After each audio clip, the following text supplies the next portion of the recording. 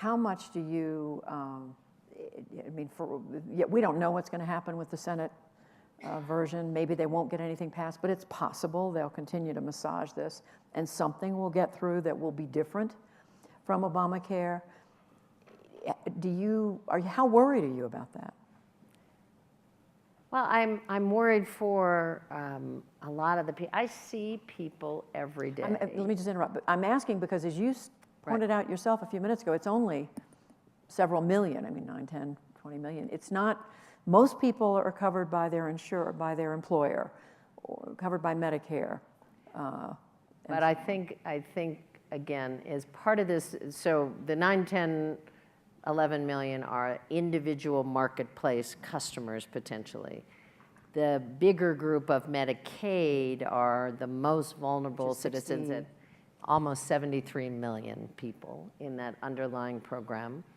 So I'm very worried. I'm very worried what happens to the most vulnerable folks we have. I'm worried about people who, again, go back to bankruptcy if they can't pay their health bills, or forego care and die earlier. And that happens. I get stopped, Judy, every day by somebody who tells me a story. And one of my recent ones is, we live in Lawrence, Kansas, which is where the university is, and there's a great diner, the Lady Bird Diner, with the best pie in the world.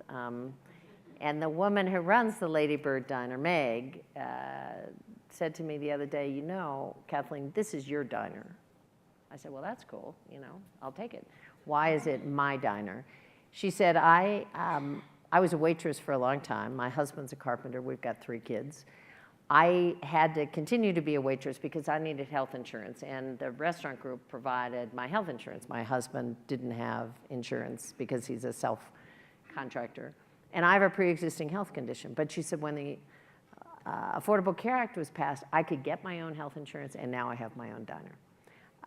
And those are real people, and she's terrified. I mean, she's absolutely terrified about what the future looks like, because it's not only just her health insurance, it may be her business.